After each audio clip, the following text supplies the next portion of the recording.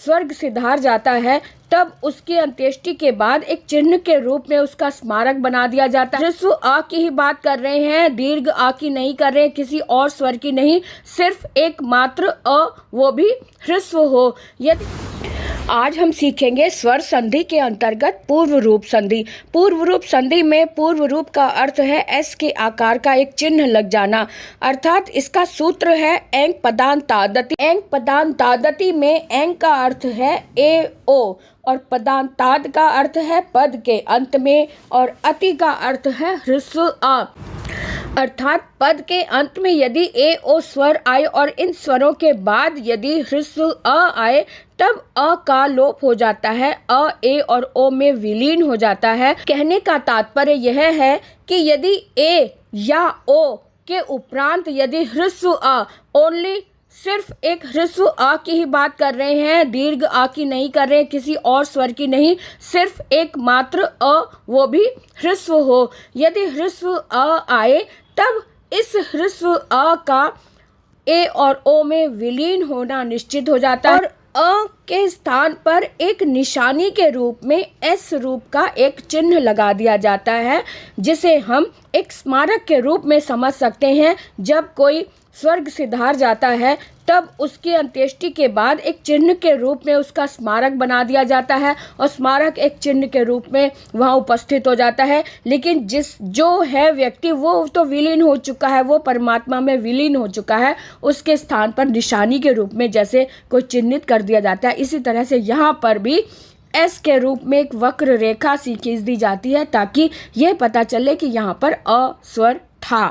इतनी बात समझने के बाद अब हम समझते हैं कि ए धन अ का मतलब है ए के बाद साथ में एस चिन्ह का लगा देना, क्योंकि जब ए आया है तो ए के बाद ह्रस्व अ है, ह्रस्व अ का लोप हो जाता है, इसलिए ए के साथ चिन्ह लगा दिया जाता है। अब देखें अगला है उदाहरण हरे धन अव। यहाँ पर हरे में जो ए की मात्रा लगी हुई है ये हम एक मात्रा नहीं कह सकते हैं, ये पद के अंत में हरे शब्द जो है संबोधन विभक्ति का रूप है। एक हरे का अर्थ है हे ईश्वर, हे प्रभु मेरी रक्षा करो, अव का अर्थ है रक्षा करो, इसलिए यहाँ पर पदांत ए के बाद अ ह्रस्व आया है, अव का अ जो है वो ह्रस्व अ है, इसलिए इस अ को हम पूर्व रूप अर्थात ए में विलीन कर देंगे और उसके स्थान पर रह जाएगा एस के आकार का एक चिन्ह जो कि स्मृति के रूप में रहेगा कि यहाँ पर अ था। इसको पढ़ने में हम ये देखेंगे हरेव बोले, लेकिन अव के अ को हम मार्क के रूप में यहाँ चिन्हित करेंगे एस के आकार में, इसलिए इसे पढ़ने में ये हरेव ही आएगा। हालांकि यहाँ पर अब आपके मन में प्रश्न उठ रहा होगा कि यह अयादी संधि भी तो हो सकती थी। बिल्कुल सही कह रहे हैं, अयादी संधि भी हो सकती है। अयादी संधि की परिभाषा ये है कि यदि अंत में ए आए और ए के बाद कोई और भिन्न स्वर आए तब ए का अय हो जाता है और अय का आय हो जाता है। यहाँ पर भिन्न स्वर की बात तो है, लेकिन यहाँ पर पद के अंत में पद की बात आप ध्यान रखें कि यहाँ पर एंग पदांतादति अर्थात पद के अंत में, क्योंकि हरे जो है ये एक पद है। हरे शब्द एक विभक्ति का एक रूप है, संबोधन विभक्ति में प्रयोग हुआ, अर्थात हे हरि मेरी रक्षा करो। हरे और अव इसका अर्थ है हे हरि मेरी रक्षा करो।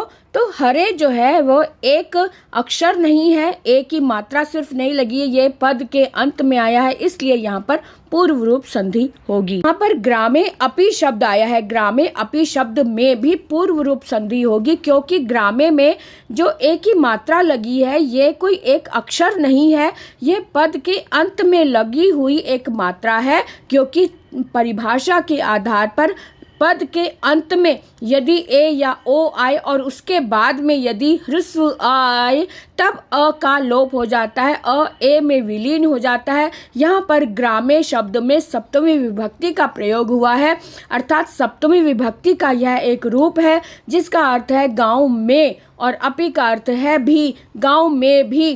तो यहाँ पर ग्रामे पद है, पद के अंत में ए आया है, इसलिए अपि का अ जो है वो इसमें विलीन हो जाएगा और इसकी संधि बनेगी ग्रा में। तो अभी तक हम देख रहे थे कि पदांत ए अगर आए तब कैसे संधि होती है। अब हम देखेंगे कि पदांत ओ आए तब कैसे संधि होगी।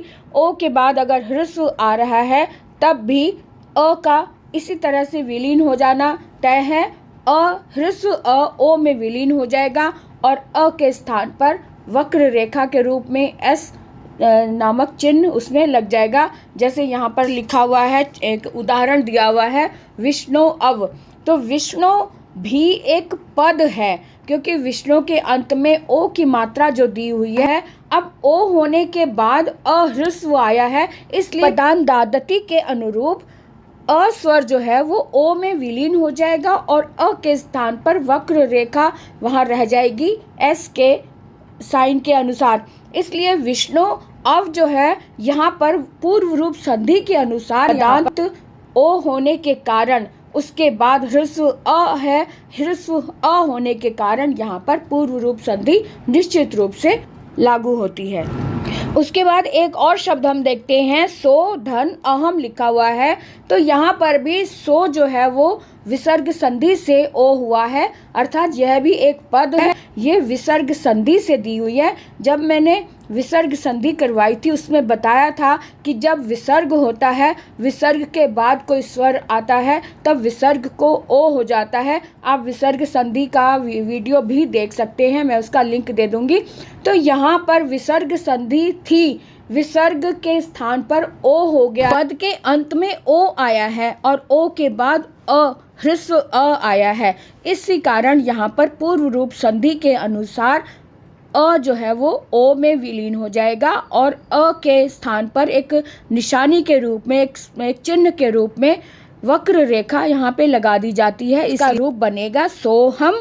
तो सोहम जो है ये शिव जी का एक मंत्र है। शिव जी जब भी ध्यान लगाते हैं तब सोहम बोलते हैं। स का मतलब वह है, अहम का मतलब मैं, वह मैं ही हूँ। तो इस तरह से ये एक मंत्र है जो कि पूर्ण रूप से एक पद है, तब अ ओ में विलीन हो जाता है, इसलिए इसकी संधि बनी सोहम। तो इस तरह से आज हमने सीखा पदांत दधि के अनुसार पूर्व रूप संधि कैसे बनती है और पूर्व रूप संधि को हम अयादि संधि के साथ मैच करके भी देख सकते हैं कि इन दोनों में क्या अंतर है।